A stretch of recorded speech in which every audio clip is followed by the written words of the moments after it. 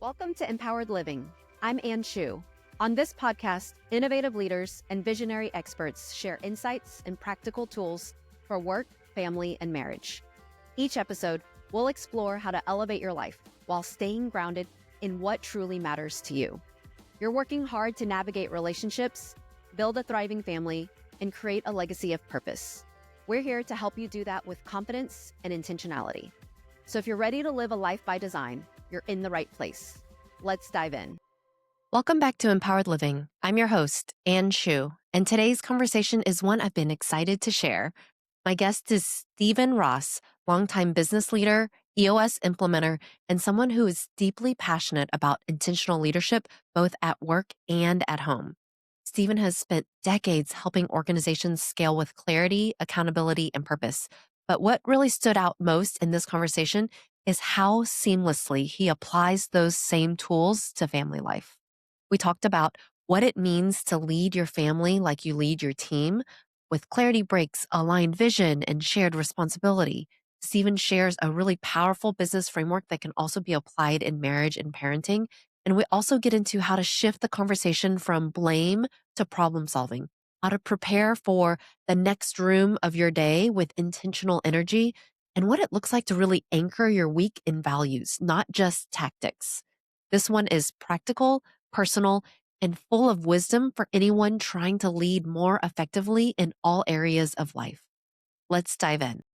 Stephen, I am so excited to spend some time with you today. Welcome to the show. Thank you very much, Anne. I'm looking forward to spending time with you. Same. Okay, let's dive in.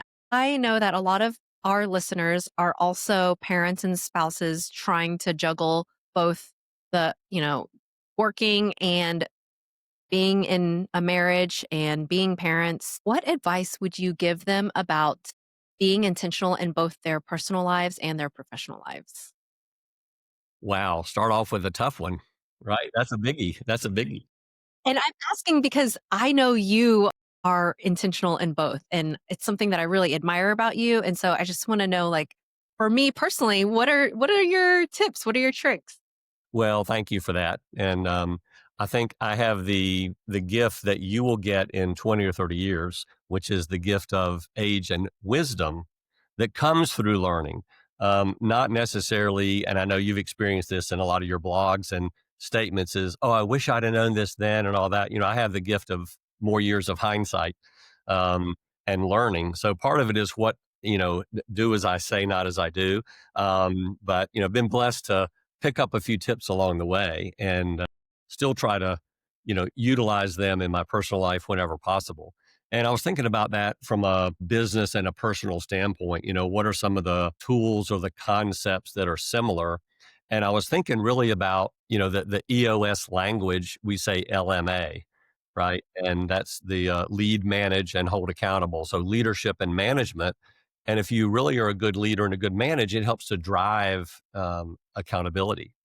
And I was thinking about that through the lens of the family, because a lot of times we end up, just like in business, it's harder to be a leader than a manager. A manager is more tactical. It's like, here's the job, let's do it.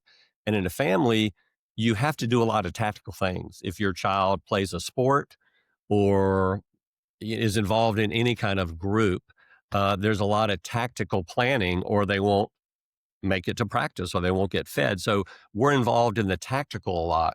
But if you look back on the leadership side of it, how are we growing and developing our people in an organization? That's the other side, I think, of family that sometimes happens organically, but a lot of times it gets lost in the shuffle of day-to-day management and tasks, if you will. And so I think, to really lead the family, you have to be intentional. Another thing with clarity breaks, which I know you blog about quite a bit, setting aside intentional time, because if you're going to lead your family, you have to get with your spouse or significant other or, just like-minded people and say, well, what do I want for our family? And how are we going to accomplish that? So we have to kind of step back and think about those longer term goals or what we want to achieve, and then be intentional, because it's easy to get bogged down in the day-to-day tactical, Yeah. unless we set aside time to plan intentionally. So, for the listener who's not familiar with LMA Hmm. and this idea of leadership plus management is how you drive accountability, can you share how you see that playing out in a family dynamic? Meaning, can one person be the leader and the other person be the manager? Or do you see that they need to both be doing leadership and management? That's a great question. And I know, in the business world, we have the hierarchy of where you've got like a visionary and an integrator, a leader, and then an executor within the business.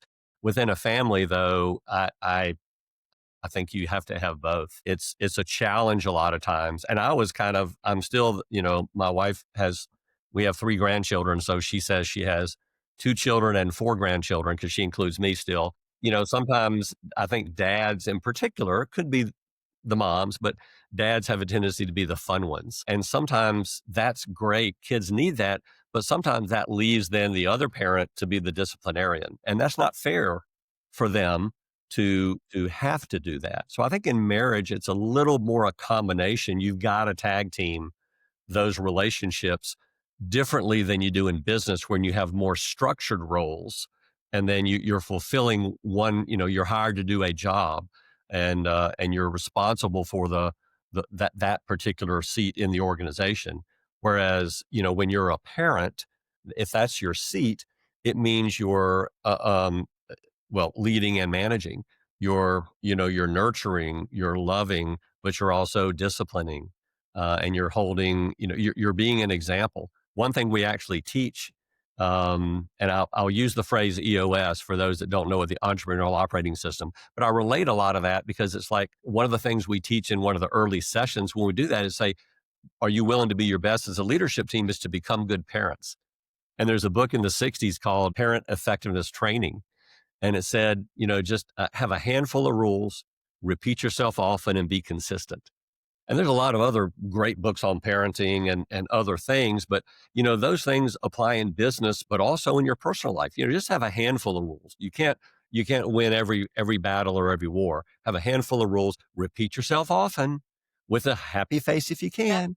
And then thirdly is just to be consistent. We have to walk the talk because that's the way they're going to pick up and learn. So I hope that answers the question. I think you really need to be both and really be connected with your spouse to be able to work together in tandem as a tag team. Yeah.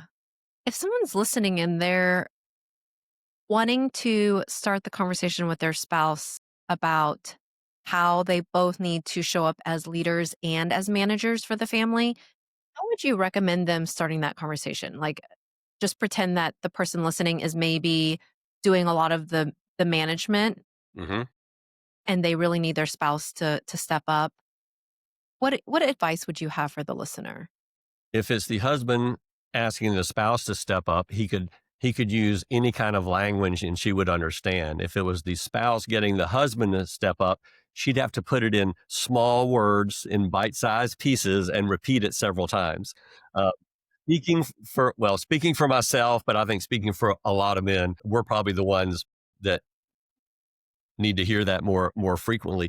And I don't have an exact resource other than being open and honest, and just trying to come at it from a point of love. I say in my business meetings a lot of times I'll say, we need to be open and honest, but let's speak the truth in love. Let's be kind about it. And the other thing is we attack an issue, not a person.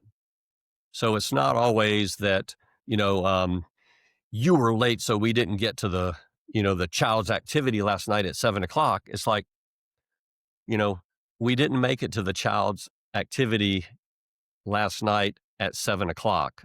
Let's talk about that. And the issue is we didn't get there on time. The husband might be thinking, well, if it hadn't been for that wreck, we'd have gotten there. But if you approach it from the problem solving of the issue is we didn't get there on time. So let's work together to problem solve.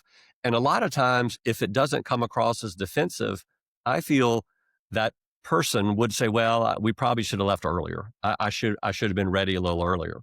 It's easier to take responsibility when you're a team going at attacking a problem or issue together versus feeling defensive about somebody calling you out for something. So if there's a way to get on the same page and say, here's the issue, how can we work together? I feel like I'm parenting alone. That's a feeling, and you can't really dispute people's feelings. That's the way that they feel.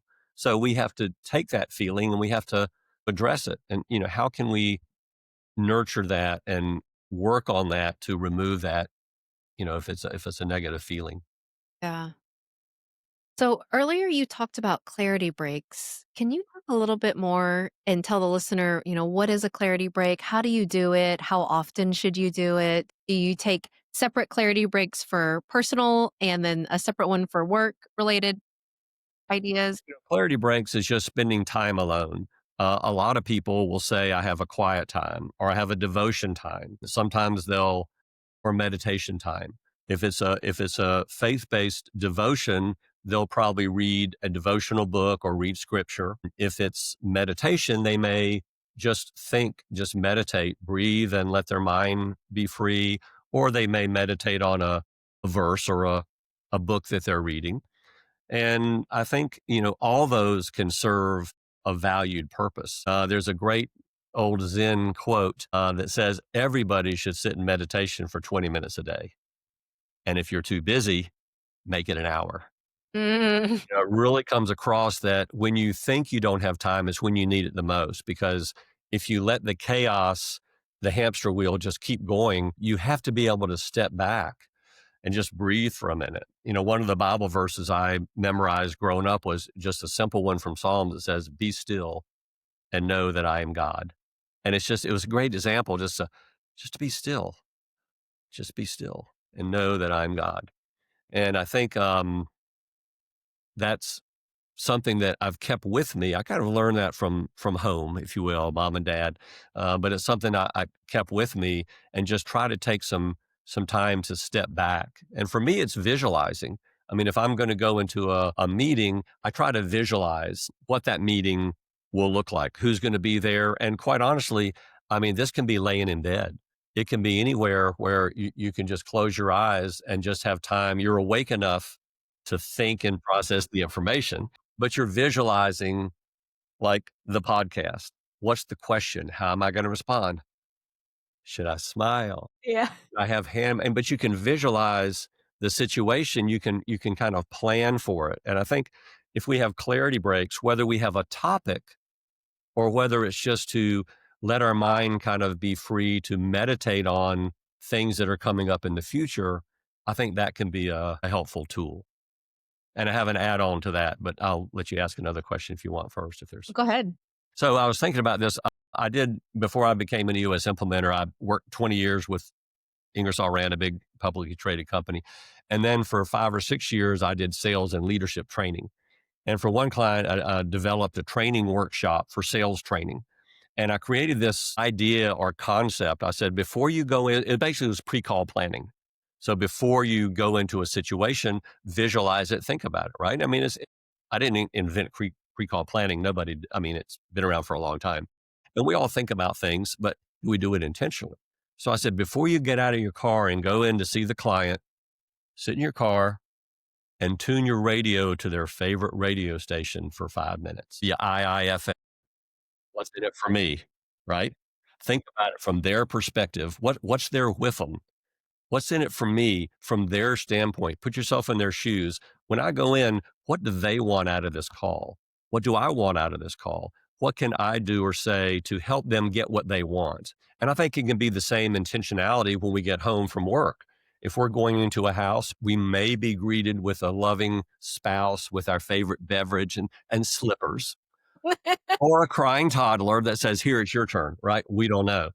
But we know that they want us to show up. So maybe before we get out of our car or turn into the driveway, we could remember and say, let me turn my station to my spouse's favorite, turn my radio to their favorite station via IIFM. What do they want from me when I walk through the door? And how can I be mentally prepared to maybe more quickly engage when I go through the door? And I think that's could be a helpful tool as well. And I'm sure the spouse would appreciate it. Can you give us another example where that pause, that moment of silence might be helpful that maybe people aren't thinking about? Well, I think when you're with someone, silence is golden. We need to, two ears, one mouth, use ratio accordingly, et cetera. We need to be better listeners. But I think also when we can practice silence, that means we're practicing better listening. And so sometimes when you ask a question or make a statement, just kind of pause. Sometimes in a room, I'll say, I'm going to give this a minimum of 15 seconds of awkward silence because I'd like to hear a response from someone before we move on to the next topic. And, some people in the meeting will jump out right away. When you get into the DISC styles and some of the other assessments, some people are quick to jump in and offer a response. They process information externally. Others are introspective, quieter, reserved, and they process information, but they do it internally. And so if we're too quick to move on, we're going to miss the feedback or input from somebody. And that's the same with children. Is some children are going to be the first to speak up or the first to do something. We need to be intentional about, if Johnny's the quiet one, well, Johnny, what do you think about that? What do you have to say about that? And just make sure that we're intentional because we're not all wired the same way.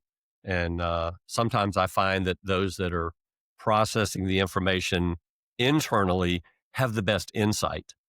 They don't speak as much, but it's the E.F. Hutton's way before your time and everybody else's on the podcast, I imagine. But when E.F. Hutton talks, people listen. And the whole concept is, if somebody doesn't speak a lot, then maybe what they say is going to be important. We better really be intentional to listen. Other than clarity breaks and silence meditation, what other weekly or daily, monthly, quarterly rituals do you have to stay grounded in? I think, within our business cycle, we live in a 90-day world. So we have quarterly meetings with clients and then like a 2-day annual, which does a little more on team health and clarity and that kind of things, but also 3-year and 1-year bigger picture planning. But, quarterly, I do that. My wife and I don't have a formal quarterly. We talk through things and we've gone through having some weekly structure to the meetings. Now that we're empty nesters, we don't have as many tactical things to go through week in and week out to make sure we're fully on the same page. We just share calendars and we're together more when we're both in town to where we don't have as much chaos. Yeah. That's helpful. That when you look back, when you think about your legacy, the work that you've done over the past couple decades, what do you hope that legacy feels?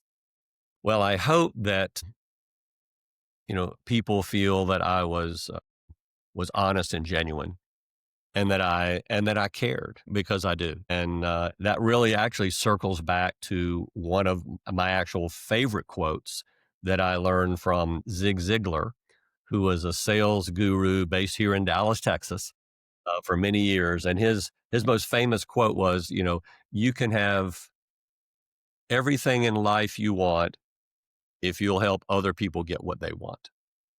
And I realized when I heard that, it really resonated because all my life I've really liked kind of performing a little bit. I mean, I've liked making people happy. Just growing up, I'd, do something and people would laugh and it'd make them happy and it'd make me happy. And so I've always liked to be a people pleaser. And I mean that in hopefully in a positive way. It really brings me joy when people get what they want. And it's a genuine, like, man, that's awesome. And especially in my role now, if I can be a good facilitator and help an organization work through a process that will get them toward their goals faster, better, stronger, they're happy. And I'm happy because they're happy. And oh, by the way, I get compensated for it. So it's, win, win, win, trifecta kind of a thing. No, I mean, that from an early age, I kind of felt that and lived that. And I've really been a pretty optimistic and joyful person. And a lot of that's result of family. My sweet mama, who passed away this summer at age 91, but she really had that attitude and that mindset and really instilled it in me in particular, in our family, my brother and I, but in me, I kind of really, that resonated with me. And, um, I learned that at an early age. And that really is, I'd say, my North Star, outside of a pure faith component, but just the process of trying to help other people get what they want. And I think that's can be a respectable legacy. And also, I'd like my kids to think that I love my wife and was a good husband and a good father and a good friend to people. You want all those things in kind of a, I won't say eulogy, but someday you hope there's nice things said about you. And hope that answers the question. Yeah, that's beautiful. Thank you for sharing that. I have experienced that from you. So, when you think about what entrepreneurs should really be thinking about asking themselves each week, what are some of those questions that you think that people really need to be contemplating on a regular basis? So we're more from the business side now. Yeah, if you're at work, Hmm. Hmm. you're an entrepreneur or leading a team, what are some of the things?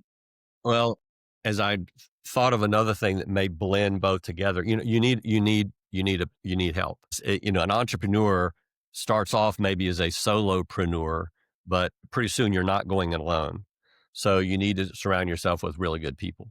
And we talk about building a strong and cohesive leadership team, and every seat needs to be filled with somebody who can do the job well. Is the right person that fits your culture of who you are. And then eventually, as you grow into us as a business, you want it to have a soul or a culture and, core values. And so who are we as an organization? Organically, who you are probably helps evolve the business into that culture. But at some point, you need to put some words around it and make it a little more intentional. And because that's kind of a litmus test of who you want to be there with you, people that are like minded. And I was thinking a lot about how in business, we really teach that and it's so important.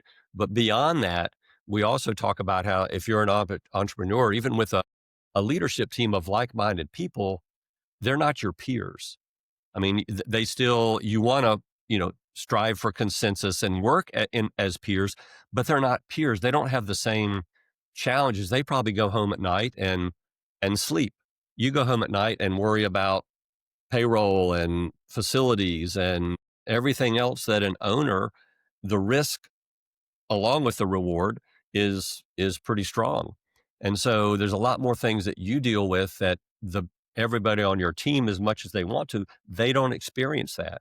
So having a peer group like Vistage or C12 is a faith-based type of an organization. Those groups are like-minded where CEOs or key leaders can come together as peers and brainstorm and help each other. And I think for businesses that joining as well as having a business coach to get your leadership team strong and make sure you're executing within the business, having a peer group to help you outside the business uh, would help with those higher level things that you need to be mindful of and thinking of. And if I can share one thing within the family, as I was thinking about it, we were really blessed our kids were so thankful and blessed of, who they've become and all that.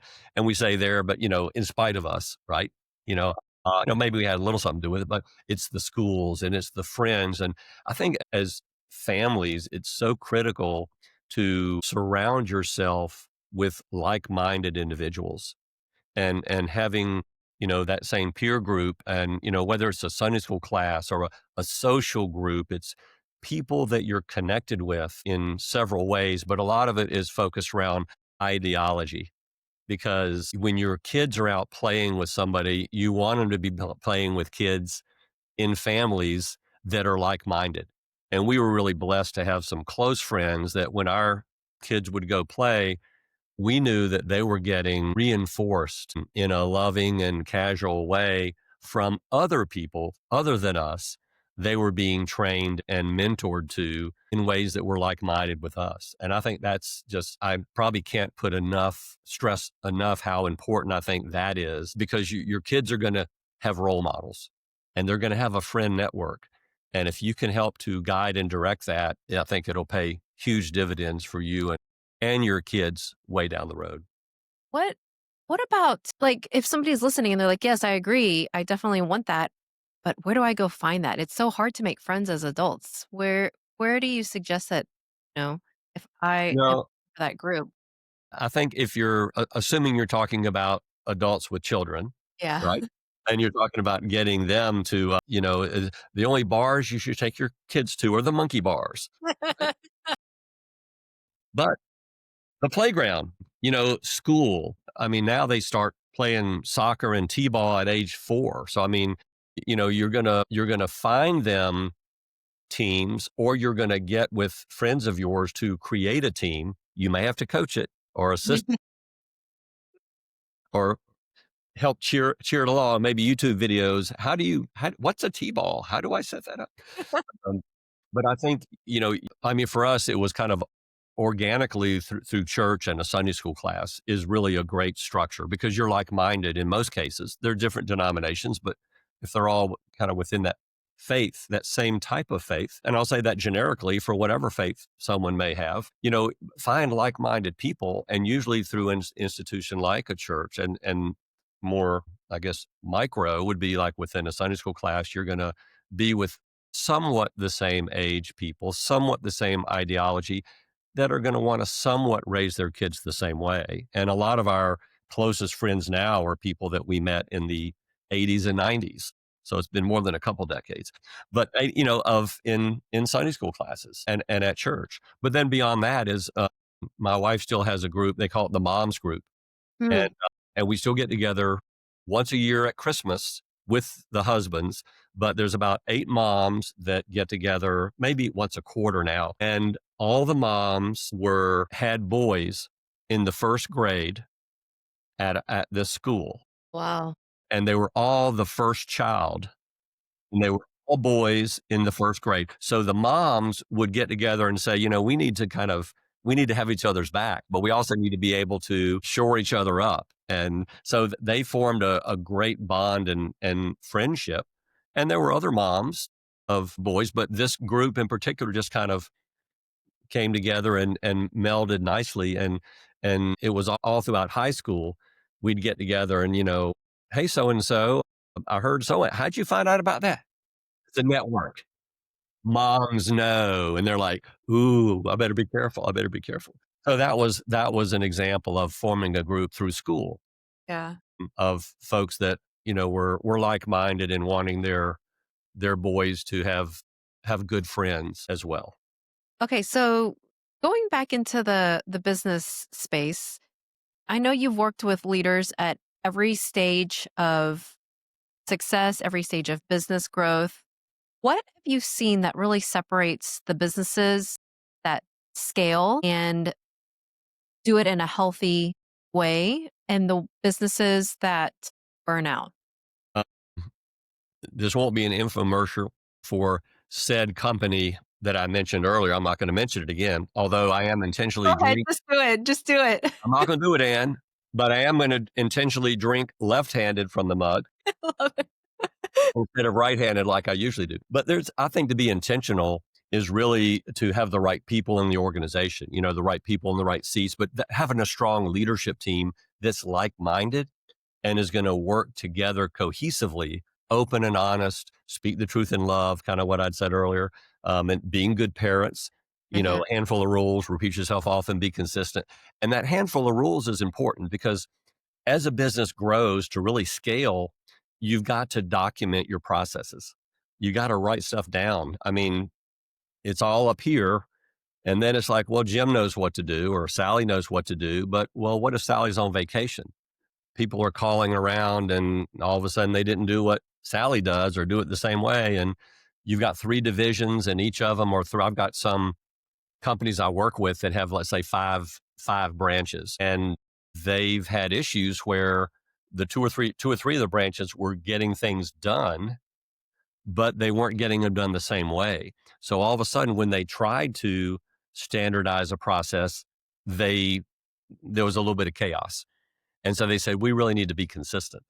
And so we need to document this process in a way that it's simple, high level, where it's simple for everybody to follow it. We're not trying to create a 50-page manual for the least uh, qualified performer that may be on a performance review and may not be here much longer anyway. We want our best performers to kind of have the guardrails. You know, I forgot where I heard it, but the example of, hey, we're going to bake a cake. Put 4 eggs in a bowl, pound of flour, half a pound of butter, mix it up, and then if you blah blah blah, it's like you don't say go to the refrigerator, open the door, remove the egg carton, remove one egg, crack the egg, discard the shell, grab the second egg, crack the second egg, put in the bowl, discard. It's like, no, 4 eggs in a bowl. People know what that means, right? Yeah. If they don't be a cook or don't work here. Right. But at a high level, we've got to tell, this is what the requirements are. But then we have to train them and then hold them accountable to following processes. So I think surrounding yourself with the right group of people, like-minded people that want to be there, energized to have the business succeed, but then help them put guardrails around certain parts of the business. Some things have to be mandated. This has got to be the way we do it. Others can be, here's the guidelines, just go with the flow, but here's the guidelines that we need to follow. Each business will need to kind of figure that out. What level of discipline they need to have with their processes and with which processes, I think. Yeah. What about at the individual level? What have you seen from individuals who are able to truly thrive versus the ones that burn out at the individual level? I think within organizations, you have to love what you do. I mean, or at least like what you do. And we do work for a paycheck, and paychecks are important. So that's part of what drives some people to, well, it's a job, I get a paycheck. But if you're going to be in an entrepreneurial organization, we can't have wallpaper workers that, are just desk jockeys, or I don't know, whatever you want to call them, that just sit around and do the minimum requirements. We need to have people that are energized and excited, that they see the vision. I guess that's really where it starts. Is we as entrepreneurs, we either have or had a vision. Maybe we haven't documented it and shared it with everyone, but when we share it with everyone, it's easier for them to catch it. And once they catch the vision, it's easier to be energized about feeling like I really want to be part of achieving that vision. And then you get into comp plans, how do we do it where it can reward people for the behaviors that we want to accomplish? I've got 2 or 3 clients that literally this year, within the last 3 months, we're spending a lot of time, and I'm not a consultant where I'm telling them how to do things, but I'm observing from 40 years of sales and leadership in different positions and being involved with creating successful comp plans, and also living with some that didn't quite achieve the results. So, well, a lot of times it's, what are you trying to achieve? And are you compensating people for the right actions and activities that'll produce the desired results? Because a lot of times that's an energizer, but people do like to be challenged. And I think having scorecards is a great motivator as well. People don't like to fail, but they also need to know what the expectations are. And so if the expectations are to make 5 sales calls a week, because we know that fills the funnel to 3 proposals, to 1 quote, or 2 quotes, to 1 order, whatever it may be, we've decided these are the activities we need to do week in and week out that are going to produce the results. And we need to let them know that. And then we need to measure it, and, having it up on a board or in a program where everybody can see it and have visibility to it, I think is important. My wife was in sales back early in her career, and every week they put a scorecard up for Yeah. really for the whole country. And I'll brag on her a little bit. She was the top rep in the country one year, not only the city or the state or the whatever, but I mean, everywhere. But every week she would say where I'm in the rankings, Mm. because I like to achieve. People typically like to win, even if it's just a fun challenge, just to go out and, you know, in a sporting event, even if it's just for fun. People like a game of horse. I want to win. I want to win. A lot of people have that competitive spirit. So I think when we give people numbers to shoot for, they're more likely to hit them than if we just say, well, go and do your job, and they don't really have any understanding of what expectations are. Does that make sense? That does. Yeah. And do you see people doing this, taking this practice into their personal lives as well? Some sort of personal scorecard? I think a lot of people do have, I mean, certainly a lot of people set goals beyond New Year's resolutions, which, haha, everybody by January, 90% of them are whatever the percentages are. But I think people that do, and this is where I can read it and say it better than do it in personal life because I'm kind of I'm the shiny object. I'm the squirrel. I'm not as disciplined in certain areas of my life. That I remember, I'm the fun dad. That Yeah. you got to do is so I can go out with my girlfriends. Is help them with their homework and put her to bed by 8. And 9 o'clock she rolls in and we're watching TVs in bed. But you got his homework. Well, we didn't quite get around to homework. It's like, oh, I'm not good at certain things. Now that doesn't mean I shouldn't have done better. I should have. When you know your strengths and your weaknesses and your limitations, work around them. And that's where having a strong partner is helpful. And that's where a lot of people, you have people that can shore up your weaknesses. And Yeah. that's where the partnership comes into play. But circling way back to the beginning, tag team, we both have to be both of, that blend of nurturing, loving parent and disciplinarian. So I think I kind of answered the question, but I might have gotten off track with my little tangent. It was great. No, it was great. So, for the leader who's listening and maybe they feel like they're stuck in the weeds, what Mhm. is one small step that they could take today towards more clarity, more freedom?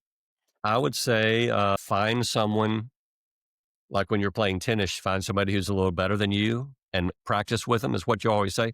Find a mentor or find somebody a friend or someone you admire or like in business that's maybe 5 years further down the road than you.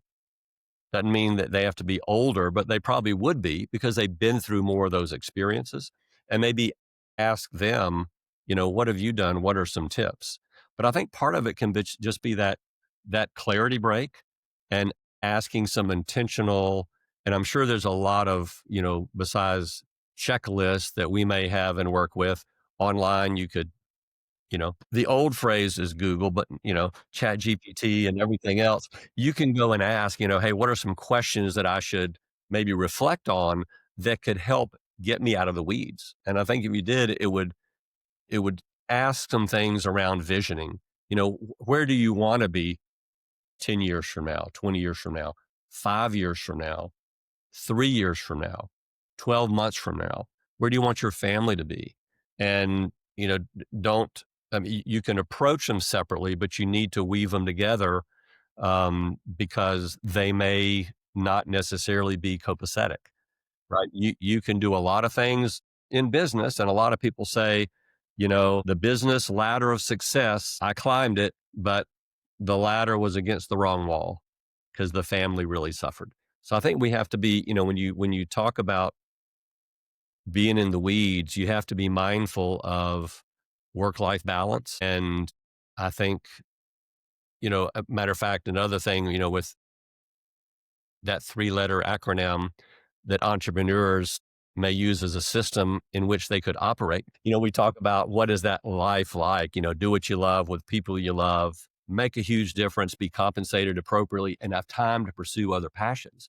And I feel I get all that out of what I do, but I also encourage anybody anybody with children. I say anybody 40 or below, but anybody with children really at any age that haven't totally flown the nest is time to pursue other passions. You've got to consider family as that passion because you're not going to have nearly as much time as an empty nester to sit around and watch TV or play golf or go on as many vacations or do whatever you want to do because we paid the same dues that you're paying now, meaning we had the same sacrifices, decisions to make when you have children and when you have a spouse. The passions, you may not be able to pursue what you thought as a single person was a true passion. Maybe later you can pick it up, but I think the mindset needs to shift and say, these are my current passions. So how can I get a work-life balance where I can feel fulfilled in the business? Maybe I need to not make as much money because I need to hire somebody else to help delegate, right? Help take some of that load off or run certain parts of it that I've been used to running so I can be intentional with a better work-life balance. All right, Stephen, before we wrap up, any words of wisdom for our listeners about what they can be doing to live an intentional life? There is one other Bible verse that I really like that I refer to often. It's Romans 8:28, and it says, "All things work together for good," and then the rest for those that love the Lord, for those according to His purpose. But it's the main part is all things work together for good. It doesn't say all things are good, but all things work together for good. So if we have that mindset again of what did I learn from this bad experience or this challenging experience? People that have been through bankruptcy. Oh, that's terrible. But what are the lessons that you've learned that are going to make you stronger as a result of that life lesson? And so many times you wouldn't have come to where you are today if you hadn't been in the valleys, if you will, if you hadn't been in some of those challenging circumstances. So I think the life lessons are embrace where you are, try to be intentional, right? Surround yourself with a great leadership team, with great like-minded friends and individuals outside of work, with peers if possible, and a peer group. But beyond that, if you're surrounded with the right people and you're intentional and you're making all the moves that you think are the right moves, you're still going to have hiccups and bumps and maybe some life tragedies. We don't know, but try to embrace them, not to be happy they happened, but to be thankful that we can learn and grow from them, and I think we can be stronger and more insightful. And that really helps us down the road to be more appreciative and thankful of where we are because of our experiences. They help create us, you know, the whole person has been created through all the experiences we've had. So I would just say embrace every situation and, think of the opportunity of what can I learn from this? What can I take away that's going to help make me stronger, more insightful, more empathetic to others who may be seeking, a certain challenge like that down the road. Beautiful. Thank you for sharing that. Thanks. All right, Stephen, if our listener wants to learn more about you, learn more about EOS, how can they reach out to you? Well, I guess go to the eosworldwide.com website to find out more about EOS. Or, I'm on the microsite there. They have a little find an implementer, and all the implementers around the world literally are there. So, if you're looking for an EOS implementer, I'll be glad to answer questions, maybe refer you to someone in your neck of the woods in North America or around the globe. There's about 800 implementers now worldwide, and the directory refers people by geographic location. And then certainly at Stephen.Ross at EOS Worldwide, I'd be glad to answer questions and help. I like to help people, right? Help first. And I love helping people and be more than happy to do anything I can to help people along their entrepreneurial, business, and personal journeys. I love that. And we will be sure to include those links in our show notes as well. Great. Well, Thank Ann, you thanks. so Well, much. I want to say thank you for all you do. Reading the Empowered blogs and all the workshops and the testimonials about people whose lives and families have been strengthened and changed through what you and Sunny and others, your team, continues to do. I know it's like a lot of things. It's a passion and a calling, and you do it well and you do it with passion. So thank you and keep up the great work. Thank you so much, Stephen. I appreciate you. Thanks for joining us today. It's been a pleasure. Thank you, Ann. Thanks for tuning in to Empowered Living. I hope today's conversation sparked some inspiration and gave you tools to live more intentionally in your family, work, and life. If you enjoyed our episode today, be sure to subscribe so you never miss an inspiring story or actionable takeaway. And if you know someone who would love this episode, share it with them. Because living an intentional life is better when we do it together. Until next time, remember, the life you want doesn't happen by chance, it happens by choice. Let's keep creating it one step at a time.